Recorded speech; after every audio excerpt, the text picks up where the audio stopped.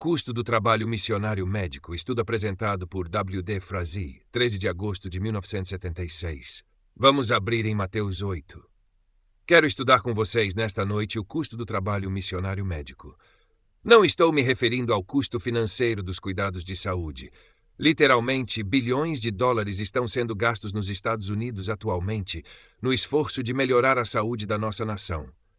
Mas, como a revista New England Journal of Medicine apontou em um editorial durante um certo período, o dispêndio triplicou o custo, mas sem um aumento apreciável ou mensurável na saúde. Isso é algo para refletir, não é? Mas não é sobre esse preço que quero estudar com vocês. O verdadeiro médico, como você e eu sabemos, é Jesus Cristo.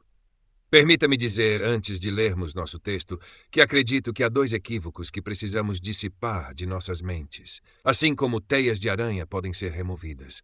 Um é a ideia de que há uma cura milagrosa e uma cura natural, e que as duas são bastante distintas e separadas.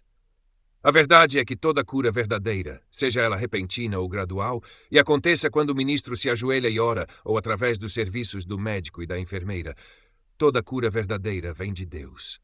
Deus é o Criador. Deus é o Restaurador. Suponho que a maioria de nós aqui nesta noite tenha isso bem claro em mente. Mas muitos aqui nesta noite, talvez todos nós, confio, teremos uma visão mais clara de outra faceta desta questão como um todo. Vou colocá-la assim. Quanto custa para Deus curar? Quanto custa para Deus curar? Bem, alguém pode dizer, não custa nada para Ele. É tudo gratuito. Ele é o Criador. Ele tem um fundo infinito de força vital. E isso é verdade. E eu não entendo que na criação isso lhe custou algo no sentido que estou estudando com vocês hoje à noite. Mas criação e redenção, amigos, são duas expressões diferentes do amor de Deus. A criação foi o pensamento de Deus expresso ao criar seres semelhantes a Ele, santos e felizes, seres inteligentes, capazes de compreender o amor e de escolher o amor, revelando o amor. Mas a redenção é a expressão do amor de Deus ao alcançar homens perdidos, pecadores, homens degenerados, e elevá-los para que sejam mais uma vez capazes de apreciar, experimentar e refletir o amor de Deus. Vamos então ler nosso texto.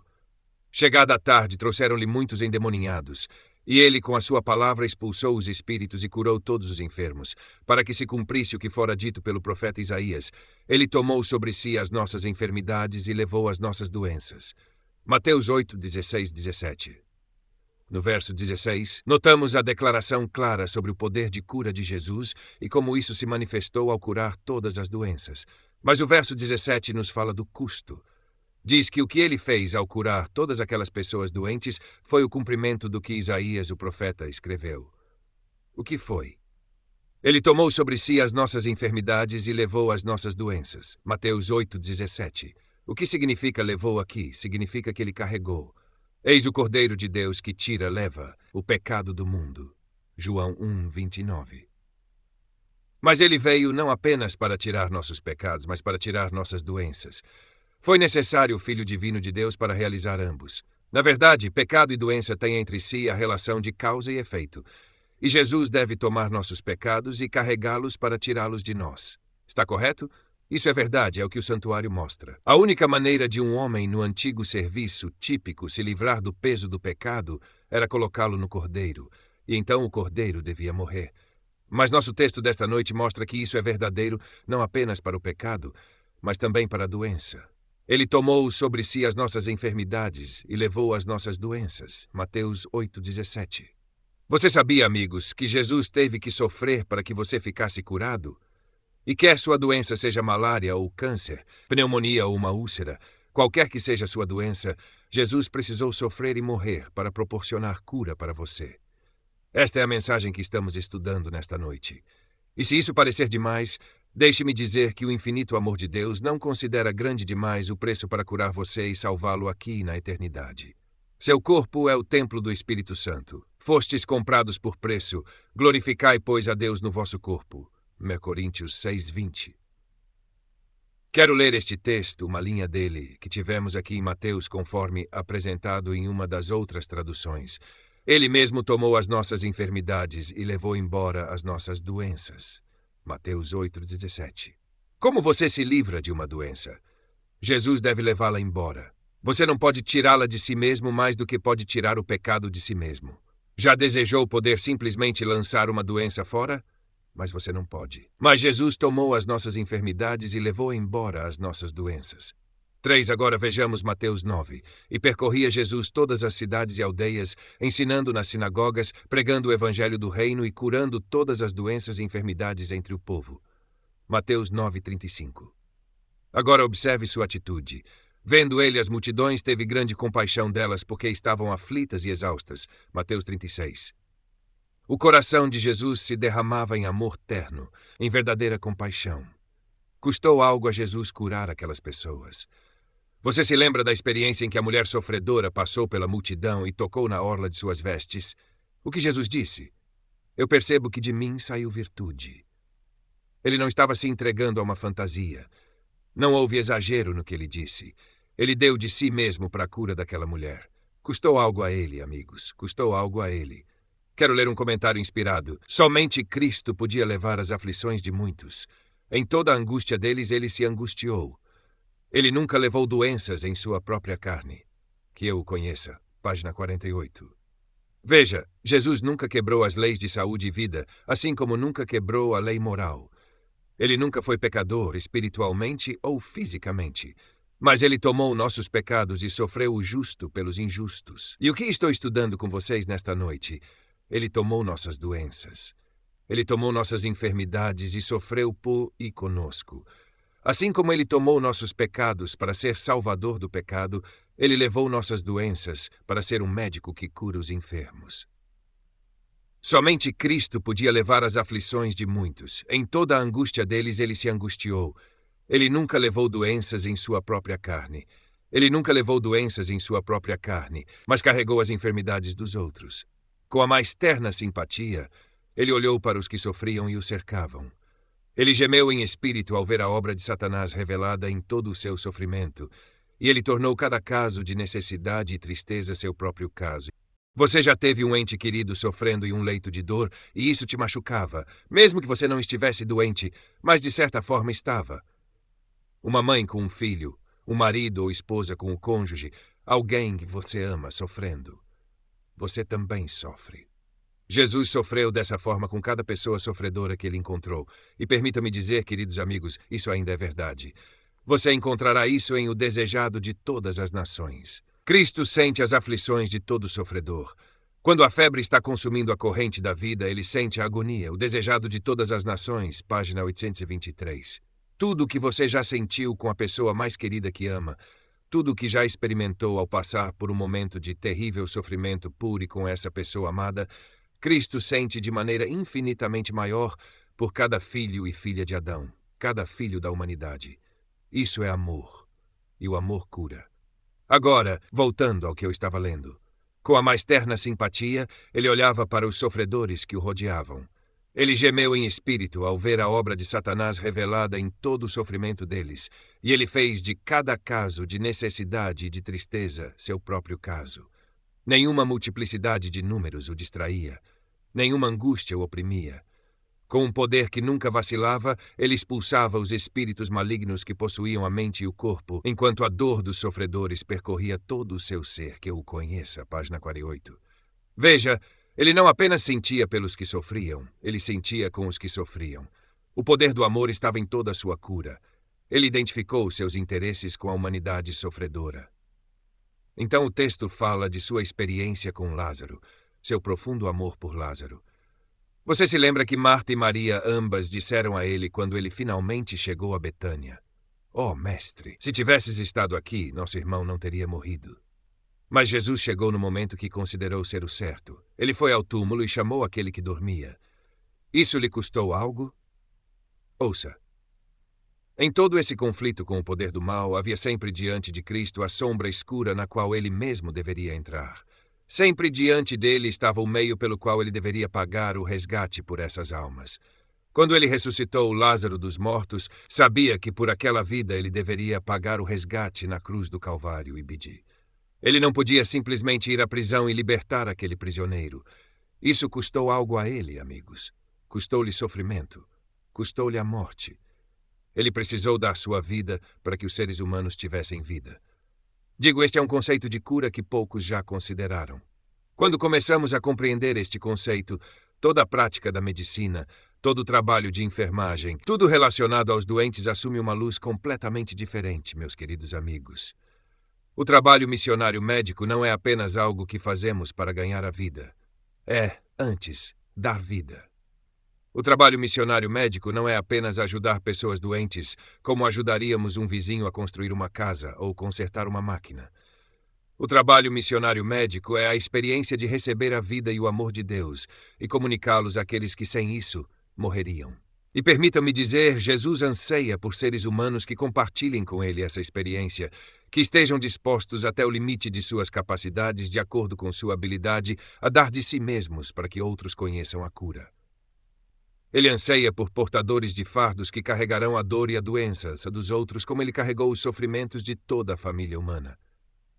Isso é trabalho missionário médico. Qualquer outra coisa é outra coisa. Quando ele ressuscitou Lázaro dos mortos, sabia que por aquela vida ele deveria pagar o resgate na cruz do Calvário. Sim, queridos amigos, custa algo curar. Anos atrás, li sobre um menino que foi convidado a doar sangue para sua irmã que estava gravemente doente.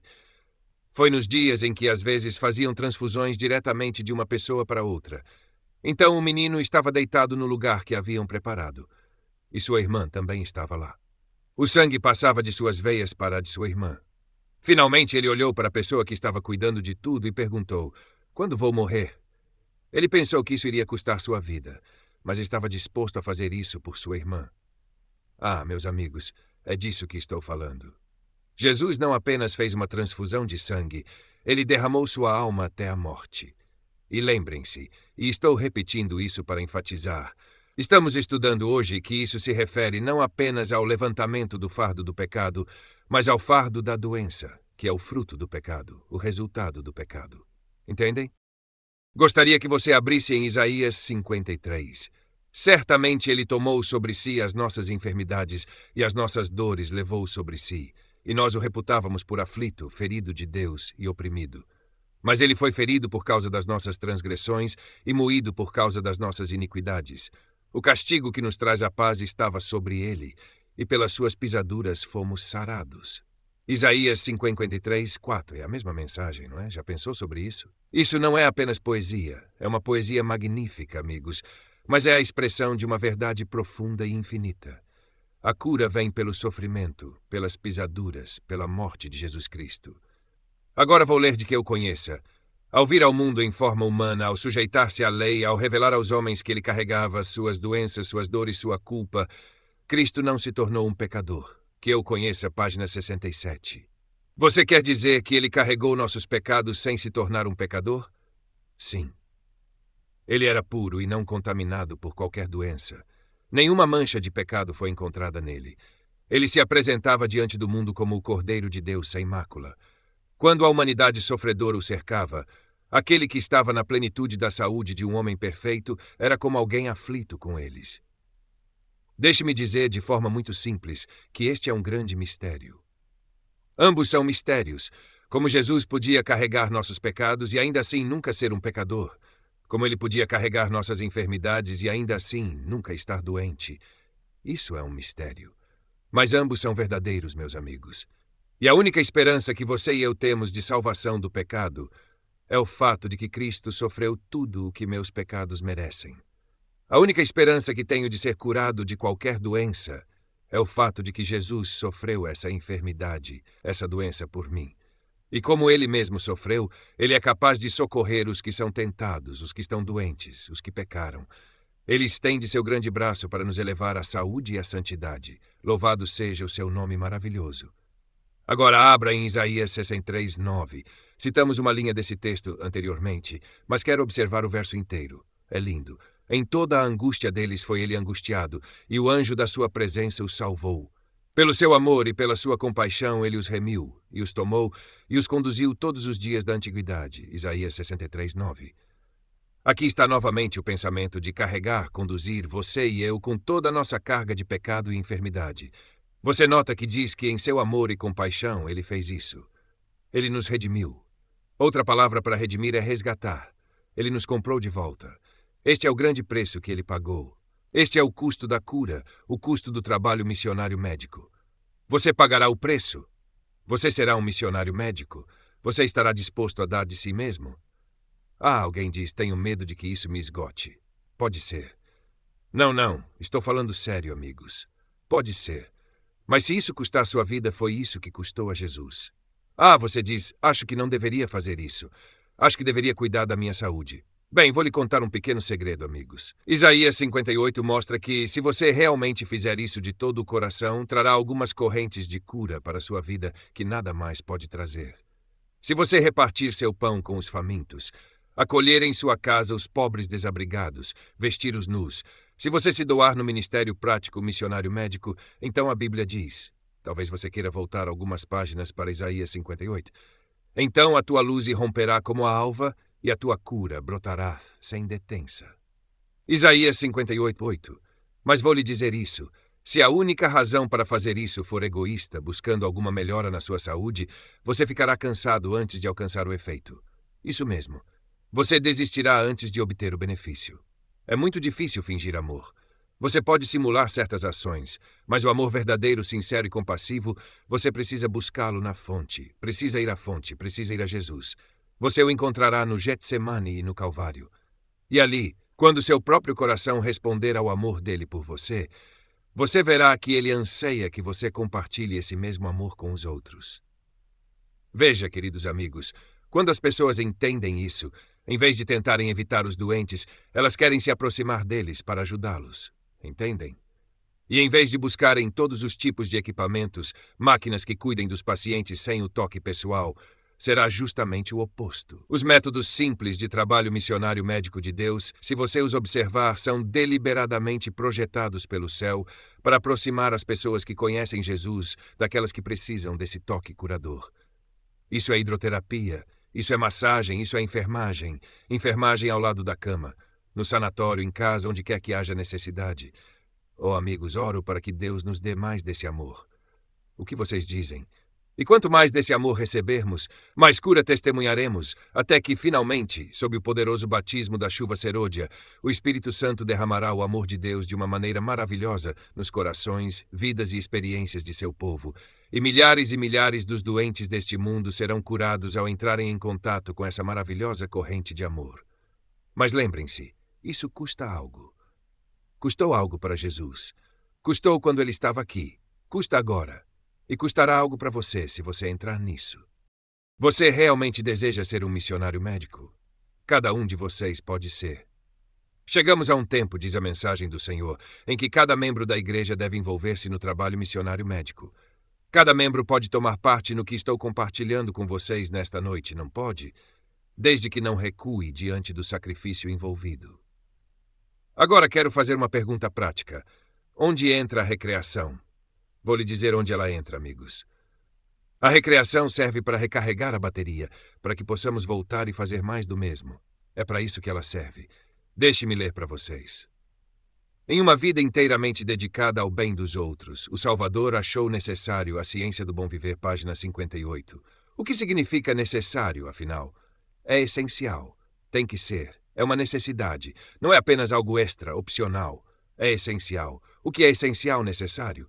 Em uma vida inteiramente dedicada ao bem dos outros, o Salvador achou necessário afastar-se da atividade incessante e do contato com as necessidades humanas, buscar o retiro e a comunhão ininterrupta com seu Pai. Quando a multidão que o seguia se dispersava, ele subia as montanhas e ali, sozinho com Deus, derramava sua alma em oração por aqueles sofredores, pecadores e necessitados, e pedia. Por que Jesus ia para a natureza? Para se recarregar, para que pudesse voltar e continuar se entregando, se entregando, se entregando. Se ele não tivesse ido e se recarregado, teria ficado tão esgotado, tendo tomado sobre si a humanidade com suas fraquezas, que não poderia continuar.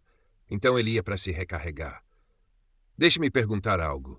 Se você vê alguém entrando em um desses grandes supermercados de hoje, você consegue dizer, ao vê-lo entrando, se está indo comprar comida, cerveja ou Coca-Cola? Consegue dizer isso enquanto ele entra? Não. Agora me diga outra coisa. Quando você vê alguém indo para a natureza, seja em uma viagem longa ou curta, consegue dizer por que está indo? Não, e você nem precisa. Isso não é da sua conta. Você terá que deixar isso com Deus. Mas quero lhe dizer algo, amigo. Só porque alguém vai ao supermercado não significa que sairá com comida. Há muitas coisas lá que não são comida de jeito nenhum. Estou certo? E apenas correr para a natureza não vai automaticamente proporcionar o que estamos estudando nesta noite. Não, não vai. Você sabe qual é o grande motivo que leva muitas pessoas hoje à natureza? Elas querem se divertir, dizem. Querem entretenimento. Podem até chamar isso de recreação. E podem conseguir uma certa recuperação física, desde que saibam como fazer isso sem se desgastar. Mas, amigos, o que estou estudando nesta noite não é uma festa divertida. Não, não. Estou estudando com vocês o grande privilégio de dedicar nossas vidas inteiramente a carregar as enfermidades e necessidades dos outros. E nesse programa, buscar a recreação com o propósito expresso de recarregar nossas baterias para que possamos continuar e fazer um serviço melhor, dar mais. Entendem? O mundo tem isso completamente ao contrário.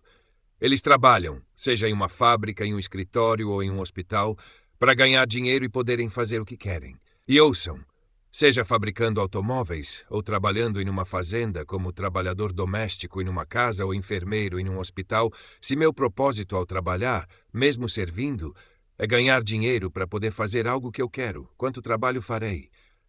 O mínimo possível para obter o dinheiro que quero para fazer o que quero. Estou certo? Você entende onde entram os sindicatos trabalhistas? Entende por que estão sendo tão bem-sucedidos em sindicalizar até mesmo os empregados dos hospitais, aqueles que cuidam dos doentes? Claro. Quero meus direitos. Quero trabalhar bem. Trabalharei, claro, por um tempo razoável, mas depois quero parar e preciso fazer o que quero. Preciso ir para as montanhas esquiar. Ou preciso ir ao oceano. Quero sentir a brisa, nadar e relaxar. Se eu tiver outros gostos e apetites, talvez o que eu queira fazer seja ir a boates. Há muitas formas de entretenimento e diversão. Meu ponto é, sejam boas, ruins ou indiferentes, ainda podem ser supremamente egoístas. E não pense que só porque as pessoas entram em seus carros e vão para a natureza que isso é uma atividade abençoada por Deus. Pode ser tão egoísta quanto possível. O verdadeiro missionário médico, o objetivo real de seu coração, não é o prazer pessoal. É atender às necessidades da humanidade sofredora. Ele terá recreação, sim. Para quê? Não para satisfazer seu coração egoísta, mas para recarregar suas baterias, para que possa voltar renovado, revigorado, refrescado, com nova vida, amor mais profundo, energia fresca, para atender às necessidades dos doentes e sofredores. Entendem? Veja isso aqui. O dia inteiro, ele ministrava as multidões que vinham a ele, e à noitinha ou de madrugada, ele se retirava para o santuário das montanhas para a comunhão com seu pai. Frequentemente, seu incessante trabalho e o conflito com a inimizade e os falsos ensinos dos rabinos o deixavam tão exausto que sua mãe e irmãos, e até mesmo seus discípulos, temiam que sua vida fosse sacrificada. Ibid, página 55. Lá estava ele, um jovem de 30, 31, 32, 33 anos, entregando sua vida dia após dia, de tal forma que seus entes queridos achavam que sua vida seria sacrificada. Mas quando ele retornava das horas de oração que encerravam o dia laborioso, eles notavam o semblante de paz em seu rosto, o frescor, a vida e o poder que pareciam permear todo o seu ser. Das horas passadas sozinho com Deus, ele surgia manhã após manhã para trazer a luz do céu aos homens. Ibid, páginas 55, 56. Quando entendemos esse ponto de vista, meus queridos amigos, não será necessário gastar centenas e milhares de dólares apenas correndo pelo país em festas de diversão, seja na cidade ou no campo, seja na planície ou na montanha. Buscaremos aquela recreação que custará o mínimo em dinheiro e realizará o máximo por nós fisicamente, mentalmente e espiritualmente. Buscaremos ser revividos e refrescados o mais rápido possível, da maneira mais eficiente possível, para que possamos voltar à tarefa a qual dedicamos nossas vidas, compartilhar com Jesus em seu fardo. Ele mesmo tomou sobre si as nossas enfermidades e levou as nossas doenças. Mateus 8:17. Você entende o que o profeta de Deus deve ter pensado quando disse: haverá alguém que faça o que o missionário médico fez? Que possamos ter uma verdadeira representação do amor de Jesus em uma entrega altruísta da vida, das energias pelos outros. Agora vou ler novamente o que li para vocês anteriormente. E então gostaria de ouvir de alguém que foi tocado nesta noite, conforme o Senhor mova seu coração. Somente Cristo pôde carregar as aflições de muitos. Em toda a sua angústia, ele foi angustiado. Ele nunca levou doenças em sua própria carne, mas carregou as enfermidades dos outros. Com a mais terna simpatia, ele olhava para os que sofriam e o cercavam. Com um poder que nunca vacilava, ele expulsava os espíritos malignos que possuíam mente e corpo, enquanto a dor dos sofredores percorria todo o seu ser. O poder do amor estava em toda a sua cura. Ele identificou seus interesses com a humanidade sofredora. Que eu o conheça. Página 48. Algumas noites atrás, deste púlpito, ouvimos um de nossos queridos médicos contar sua experiência de como o Senhor o guiou até a África e a visão que lhe veio ao entrar em contato com a humanidade sofredora e o milagre de Deus que tocou seu coração. Ele, que havia estado disposto a usar seus talentos e treinamento apenas para tornar possível a busca de diversões, encontrou algo mais pelo que viver e dedicou sua vida ao ministério médico. Pergunto-me se há alguém aqui nesta noite que, ao ouvir esses maravilhosos versículos, esses preciosos princípios, sente que Deus tocou seu coração e diz: Irmão Frazei, esta mensagem é para mim. Vejo que preciso de uma nova atitude.